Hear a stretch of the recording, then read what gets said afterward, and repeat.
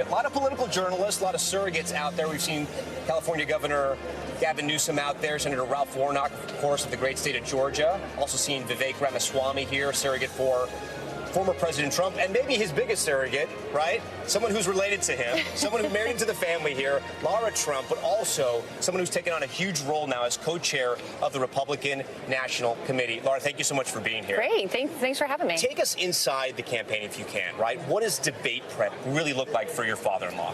Well, I think for Donald Trump, he prepares for debates more so by doing things like interviews and actually going out there and communicating with the people of this country than he needs to study a lot of issues. I mean, remember, he was Donald Trump, the president, for 4 years. And so all the issues that I think are going to come up tonight and the things that he's going to talk about and remind the American people about that he did while he was president, that is his main job, is to remind people about the America they lived in when Donald Trump was president. Is he rusty? It's been 4 years since he's had a debate.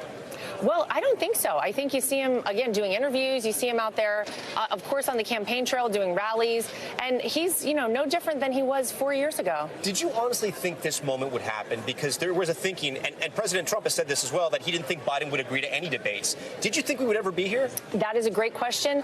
I'll be honest, I am thrilled that we are here. But no, I think it was a surprise to all of us when we heard that not only did the Biden campaign want to do debates, but they wanted a debate in June. And so, of course, it's part of what Donald Trump said himself. He's here. I've been asking Biden surrogates, why President Biden chose to have the podium on the right. He got to choose that. Now Donald Trump gets to have the final word. Why did former President Trump want to have this debate standing and not sitting?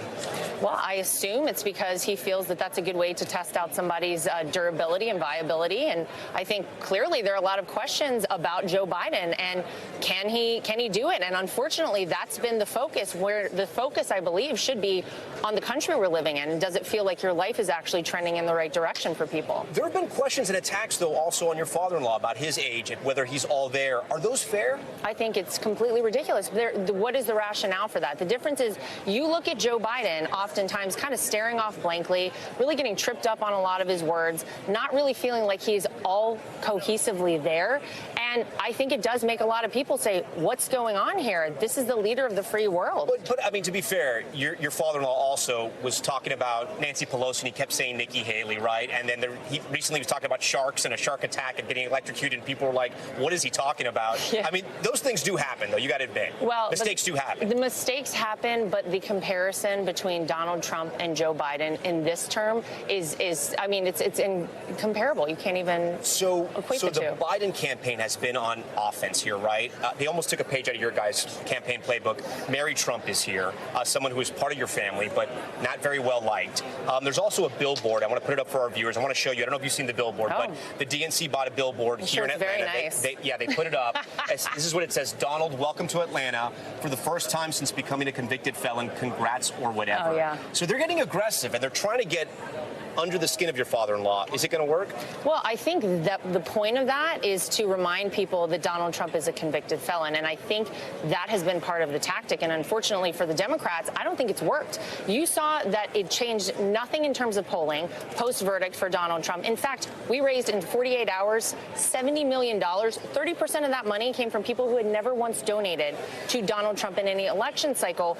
People don't care about that. They want their country back. They want food more affordable. They want gas more affordable. They don't want to wake up and hear about another war breaking out around the world. They want our southern border closed.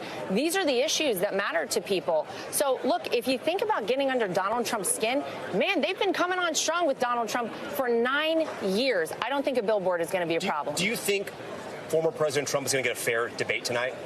I think it would be very tough, to be really honest with you, with all of the accommodations that seem to be there for Joe Biden. Talk to me, like what? Well, turning off the microphone so that he can't get a little quip in afterward. I mean, to be fair, he interrupted him 149 times, I think. Oh, you have the number. Yeah, you have the number. That's sort of crazy, though, 149 times? Well, I think that the goal is always to make sure that you get your message across. And I think that I understand that they want to turn the microphones off so that people can hear, but you also won't get those great moments like we've seen in previous debates. There was a great one between Donald Trump and Hillary Clinton, the mic drop moment where she said, it's a good thing you're not in charge of the law. And he said, because you'd be in jail. That really changed the momentum in a lot of ways for Donald Trump. You know, there's no audience in there. I assume the reason is because they don't want a lot of noise. Maybe that's distracting to Biden. I don't know. Obviously, it doesn't bother Donald Trump. He goes in front of tens of thousands of people regularly. The differences between this debate and previous debates are interesting. And then you have the moderators who I'm going to hope, Tom, have a very fair line of questioning, hold both of them to account for everything, because that's how a fair debate should. They both have great reputations. They've both been covering politics for decades, Dana Bash and Jake Tapper. And they've both said, and CNN has said, that there's not going to be real-time fact-checking. There'll be fact-checking on websites and then afterwards as well. Do you think that's a good idea? Well, I think that we should be fact-checking. I mean, look, it took us 7 years to fact-check the fact that Donald Trump's Very Fine People hoax was a hoax, that he said except neo-Nazis and white supremacists who should be condemned totally when talking about Charlottesville. We just learned from Snopes that was all, manufactured. They left out the part where he, of course, did not say neo-Nazis and white supremacists are very fine people. Fact-checking is good, but it's got to be on both sides. I think people also interpreted those sort of comments different ways, but I understand what you're saying. One of your big jobs is going to be to put on this convention, right? This big, beautiful convention that's going to happen in Milwaukee, as former President Trump has said. He also says he's going to announce his running mate there, and he's sort of stringing along everybody, right? It almost feels like The Apprentice, right? Yeah, a little bit. And they're all here, the people that are at the top of this game, if you will. Governor Doug Burgum, Senator J.D. Vance, and Senator Marco Rubio. Who's going to get picked? Oh, should we tell everybody tonight right here? Listen, if it's Governor Burgum, blink. You've seen blink. Yeah, there we go. Here's the thing I will say is that we have a great slate of candidates, and Donald Trump wants to choose a person, keeping in mind the fact that when he wins in November, he will only have 4 years. We want to take the America First agenda forward, and he wants to have a running mate who also has the same vision for the future of this country. And all of those folks that you just mentioned are great candidates. They're great people who will do that. And so whoever he picks, I think the American people will be very lucky. Do you already know who he's going to pick? Maybe, maybe not. Oh, we play it pretty close in the Trump family. But he's already told people then. He's told some people. He's told some people. Yeah. Okay, I think we made a bit of news there. Lara Trump, we thank you so much for being here. Good luck tonight, and we will see you again, I'm sure.